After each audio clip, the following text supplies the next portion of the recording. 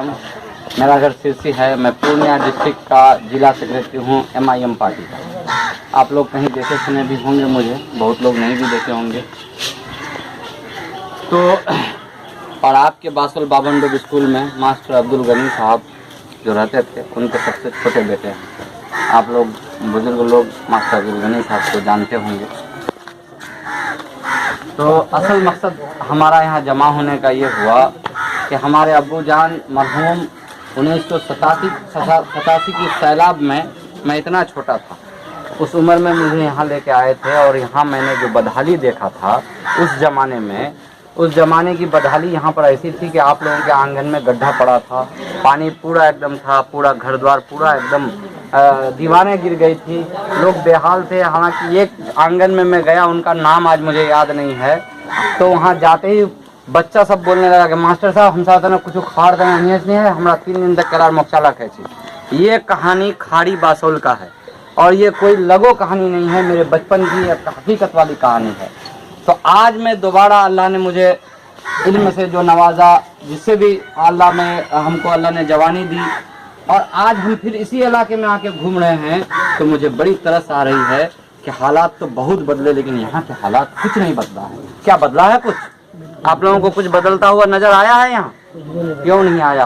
क्या हमारे यहाँ के लोग टोपी खरीदते हैं, सरकार को टैक्स नहीं देते हैं? जुब्बा खरीदते हैं, सरकार को टैक्स नहीं देते हैं? चप्पल खरीदते हैं, सरकार को टैक्स नहीं देते? छाता खरीदते हैं, साइकिल खरीदते हैं, मोटरसाइकिल खरीदते हैं, जो भी कुछ खरीदते हैं सबका टैक्स देते हैं ना? सरकार के पास हमारा पैसा जाता है ना?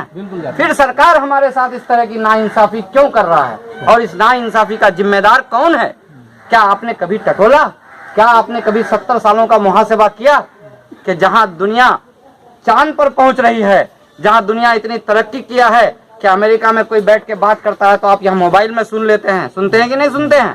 पूरे दुनिया की हालात आज आपके मुट्ठी में है, आपके मोबाइल में है। लेकिन अगर कुछ नहीं बदला तो इस अमौर विधानसभा, इस सीमांचल का क्षेत्र में ये इलाका नहीं बदला, इसके लिए आप किसे जिम्मेदार समझते हैं? इसके लिए सबसे बड़ा अगर कोई जिम्मेदार है तो कांग्रेस पार्टी है, क्योंकि कांग्रेस पार्टी की क़यादत में यहाँ की नुमाइंदगी ज्यादा हुई है। उसके बाद दूसरे पार्टियों पर भी हमने कभी कभार भरोसा किया, उन पार्टियों ने भी हमारे साथ नाइंसाफी किया, गद्दारी किया। तो पता चला कि सब पार्टियों ने हमारे साथ गद्दारी किया और हमारे साथ नाइंसाफी किया। अब आप देख लीजिए कि बिहार के अंदर में 40 साल कांग्रेस की सरकार रही। मैं बिहार की बात करता हूं और सीमांचल सबसे ज्यादा बदहाल इलाका है इसमें बिहार के अंदर में, और अगर सीमांचल के अंदर में कोई बदहाल इलाका है तो अमौर विधानसभा है। क्या आप लोग इस बात से मुत्तफिक है ना? तो मैं कहूंगा कि ये बदहाली की असल वजह, ये बदहाली, ये पसमानदगी की असल वजह, देखिए आदमी को कभी कभी क्या होता है कि पसमानदा बनाने के लिए सरकारों की एक साजिश चल रही है, क्योंकि ये हमारा मुस्लिम बहुल इलाका है, मुस्लिम अक्सरियत वाली इलाका है। यहाँ के लोग किस तरह से पसमानदा रहें, और इस पसमानदगी को बरकरार रखने के लिए सबसे बड़ा जो जुल्म कर रहा है तो हमको जहनी पसमानदगी का शिकार बना दिया है। किस तरह से बनाया? न हमारे यहाँ स्कूल कॉलेज है, न हमारे यहाँ आला तालीम के लिए मदरसे हैं, कुछ भी नहीं है। जो भी आदमी आज यहाँ से आलिम, मुफ्ती, कारी या हाफिज बन करके आया है तो वो कहीं ना कहीं यूपी से जाकर के, दिल्ली से जाकर के, हैदराबाद से जाकर के, वहाँ से जाकर के बच्चे पढ़ के आए हैं। अभी हमारे खाड़ी बासोल के बच्चे हैदराबाद में फंसे हुए थे, 180 एक जगह 200 बच्चे, मैंने कई मदरसों में कितने बच्चे फंसे हुए थे, बड़ी परेशानी के हालत में थे। हमने देखा कि इतने छोटे छोटे बच्चे जो अपनी अम्मी अब्बू का नाम अभी सही से नहीं ले पाते हैं। क्या मजबूरी है कि वो बच्चे हैदराबाद और दिल्ली और मुंबई और मेरठ पढ़ने के लिए चले जाते हैं? क्यों हमारे यहाँ तालीमी इदारे उस तरह के नहीं हो सकते? तो पता चला कि हमारे साथ सरकारों ने ठगी की है। पहले 40 साल कांग्रेस की सरकार ने ठगा, दूसरे 15 साल लालू प्रसाद की क़यादत वाली पार्टी आरजेडी ने ठगा, जिसने अपने अनपढ़ बीवी को भी मुख्यमंत्री बना करके हमारे ऊपर तो राज किया, लेकिन हमारे हक की हमेशा हमारी हक तलफी की, हमारे साथ नाइंसाफी किया कि नहीं किया?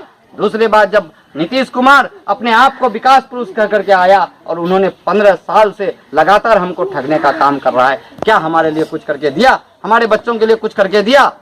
हम हर साल पानी में डूबते हैं, सैलाब ज़दा हमारा इलाका कहा जाता है, जान माल का लाखों का नुकसान होता है, लेकिन नीतीश कुमार जी 6-6 हजार रुपया दे करके हमको भीख दे करके हमसे ठगी करता है और कहता है कि हमने क्या 6 हजार में भाइयों हमारा पूरा हो जाता है, हमारा जो नुकसान होता है? बिल्कुल नहीं होता है।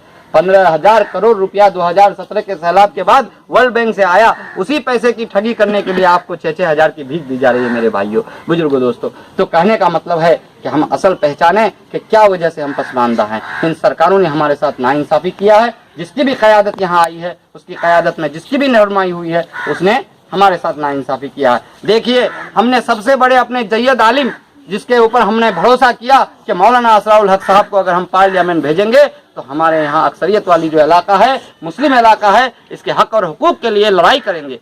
लेकिन ना यहाँ की पसमानदगी दूर हुई, न यहाँ की बदहाली दूर हुई, न यहाँ की बेबसी दूर हुई। लेकिन जब हमारे शरीयत का मसला आया तो उस वक्त भी मौलाना असराउल हक साहब को बोलने नहीं दिया गया। यानी कि कांग्रेस की सरकार, कांग्रेस की क़यादत हमेशा मुसलमानों को, चाहे आप नुमाइंदा बनकर जाइए या अवाम बनकर के रहिए, आपको दबाने का काम किया है, आपके हक को छीनने का काम किया है। इसलिए मेरे भाई बुजुर्गों दोस्तों, किसी भी क़यादत पर भरोसा करना अब हमारे लिए बिल्कुल बेवकूफ़ी है। और हमारा MLA MP साहब जीत करके जा करके, और कोई जन्नान भाई ने फोन किया तो उसको कहा कि इडियट, इंग्लिश में गाली देता है। उस इंग्लिश का गाली का मतलब होता है बेवकूफ। डॉक्टर साहब सही समझे हैं कि हम लोग बेवकूफ हैं, इसलिए कि हम लोग भोले भाले हैं। हम लोगों के अंदर में कोई फितना नहीं है, हम लोग सादगी पसंद लोग हैं। इस एरिया के लोग किसी को न कहीं पर कोई दंगा किया, न कोई लड़ाई किया, और यहाँ के लोग अपनी बदहाली को तरस करके अपने बच्चों को बाहर कमाने के लिए भेजा, और उन्हीं बच्चों की 4 पैसे की कमाई में यहाँ आकर के अपनी जिंदगी गुजार रहे हैं। और फिर उस जो MLA रहते हुए 3 साल अपने एरिया में उन्होंने 3 बार उसने कोई काम नहीं किया, फिर उसको हमने MP का ताज पहना दिया, तो हमको बेवकूफ कहेगा नहीं, इडियट कहेगा नहीं। हाँ, अब हमको अगर वो इडियट कह रहा है तो उसका जवाब हम किस तरह से दे सकते हैं। भाइयों बुजुर्गों दोस्तों, मजलिस इत्तेहादुल मुस्लिमीन की क़यादत यहाँ पर आई है, जो बात से फख्र है हमारे लिए। और बैरिस्टर असदुद्दीन ओवैसी साहब, अख्तरुल ईमान साहब की क़यादत अगर यहाँ मजबूत होगी तो सबसे पहला काम होगा 371K का दर्जा मिलेगा, जिसका बिल भी पेश हो चुका है पार्लियामेंट में। देखिए, हम लोग मजलिस वाले कोई भी बात झूठी नहीं करते हैं, न झूठों के साथ है, न चोरों के साथ है, न चुप्तों के साथ है। 371K जब यहाँ पर लागू होगा तो यहाँ रोजगार के मौके फराहम होंगे। यहाँ के जो इंफ्रास्ट्रक्चर है, मतलब पुल पुलिया रोड का जो हालत है वो ठीक हो जाएगा। आप मिसाल के तौर पर अगर यहाँ पर कनकई नदी में एक पुल हो जाए, यहाँ कनकई नदी इस तरफ भी एक पुल हो जाए और एक रोड बन जाए, ऊंचा बना दे, अरे भाई, बड़े बड़े नदियों को, गंगा को बांध सकता है, सतलज को बांध सकता है, यमुना को बांध सकता है, और 5.5 मील का ये गांधी सेतु पटना के पास बना सकता है, तो क्यों हमारे ये छोटी नदियों में पुल नहीं बन सकता है? क्या सरकार को हम टैक्स नहीं देते हैं? अगर पटना के अंदर में मेट्रो का प्रोजेक्ट हो रहा है तो सबसे पहले हमको यहाँ सड़क देने की जरूरत है। तो इसीलिए नीतीश कुमार जी, अब आप जो धोखा दिए 15 साल से, अब यहाँ की जनता आपको धोखा देने के लिए नहीं देगी, और इस बार दूसरों की क़यादत को इस तरह से लात मारेगी कि कभी उन क़यादतों को यहाँ खड़ा होने नहीं देंगी। क्या आप लोग इस क़यादत को खड़ा होने देंगे? ऐसी जो झूठी सरकारें हैं, जो आपके साथ नाइंसाफी किया है, जो आपके साथ धोखाबाजी किया, उसको आप कभी साथ देंगे? इसीलिए मजलिस इत्तेहादुल मुस्लिमीन की क़यादत को आप साथ देंगे तो सबसे पहला काम होगा यहाँ का कि सड़क पुल पुलिया का काम होगा। उसके बाद 1978 में जो परियोजना पास हुआ था, महानंदा बेसिन परियोजना, अगर उस परियोजना को बनाता तो कोसी से लेकर के महानंदा के बीच में एक पानी का कंट्रोलिंग का लाइन बनता, जिसका नाम है महानंदा बेसिन प्रोजेक्ट। और इन कनकई, महानंदा और परवान नदियों का जो पुस्ता बांधा जाता, जिसके वजह से पानी को कंट्रोल किया जाता। आप देखिए, कोसी में बैरेज बना है, कोसी का इलाका सैलाब से बच गया है। तीस्ता बैरेज बना है, तीस्ता के उधर बंगाल का एरिया में कभी बाढ़ नहीं आता है। हमारे यहाँ जो बाढ़ आता है ये कुदरती नहीं है मेरे भाइयों, ये सरकारों की ठगी है, ये कांग्रेस की ठगी है, ये नीतीश कुमार जी की ठगी है, ये लालू प्रसाद की ठगी है। सबने हमको ठगा है, इसलिए अब उनको मुंह तोड़ जवाब देना है। मजलिस इत्तेहादुल मुस्लिमीन की क़यादत को यहाँ मजबूत करना है, अख्तरुल ईमान साहब के हाथ को मजबूत करना है, बैरिस्टर असदुद्दीन ओवैसी साहब के हाथ को मजबूत करना है, तब हमारे यहाँ की तकदीर और तकदीर दोनों बदलेगी इंशाअल्लाह। आप लोग साथ देंगे ना भाई? अल्लाह आप लोगों की मोहब्बतों को कबूल करे। और 4 बातें मैं आप लोगों से कहना चाहूँगा कि आप लोग बूढ़े बुजुर्ग लोग हैं, आप लोगों के अंदर में बेदारी, शऊरी सब कुछ है, सबके साथ है। अब देखिए कि हमने जो गलतियाँ की तो हम लोग झेल रहे हैं, हम जवान, हमारे बाप दादाओं ने जो गलतियाँ की आज हम वो झेल रहे हैं। अब दोबारा हमें ऐसी गलती नहीं करनी है कि हमारा आने वाला जो मुस्तकबिल के बच्चे हैं वो झेलें। क्या आपका यहाँ अगर रोजगार हो जाएगा, अब समझ लीजिए सिंपल रोजगार का मसला हम बताते हैं। कनकई नदी में पुस्ता हो जाता है, महानंदा नदी में पुस्ता हो जाता है, तो पुस्ता बन जाने के बाद जब पानी कंट्रोल होता है तो वहाँ मछली पालन किया जा सकता है। आज आप आंध्रा की मछली खाते हैं, हाँ, यहाँ मछली पालन करेगा तो कहाँ का आदमी आकर पालेगा? आप ही के घर का आदमी पालेगा। बेचने वाला भी यहीं का, खरीदने वाला भी यहीं का, मुनाफा किसको होगा? हमको होगा। अब देख लीजिए कि अनन्नास बेंगलोर में जाइए 150 रुपया में एक अनानास मिलता है, यहाँ आपके यहाँ अनानास पैदा होता है, आप 30 रुपया में बेचते हैं। क्यों भाई आपके साथ ये ठगी? अगर अनानास का जूस का फैक्ट्री यहाँ बन जाए तो उस फैक्ट्री में काम करने वाले लोग कहाँ के होंगे? यहीं के होंगे। अभी अमौर विधानसभा के अंदर में कम से कम मैं समझता हूँ कि 10 लाख से ऊपर या 5 लाख कम से कम मोटरसाइकिल होगा ना भाई। इन 5 लाख मोटरसाइकिलों में बैटरी लगता है, वो बैटरी एक्साइड बैटरी तमिलनाडु में बनता है, फैक्ट्री वाला तमिलनाडु की सरकार मुनाफा खा रहा है, काम करने वाला आदमी हमारे यहाँ। अगर वो बैटरी की फैक्ट्री यहाँ लग जाए तो काम करने भी यहाँ वाले होंगे, गाड़ी में इस्तेमाल करने वाले भी यहाँ के होंगे और कमाने वाली भी बिहार सरकार ही होगी। तो क्यों बिहार सरकार हमारे साथ इस तरह की नाइंसाफी कर रहा है? कहीं ना कहीं हमारे साथ धोखा कर रहा है, कहीं ना कहीं हमको पसमानदा बनाने की साजिश है।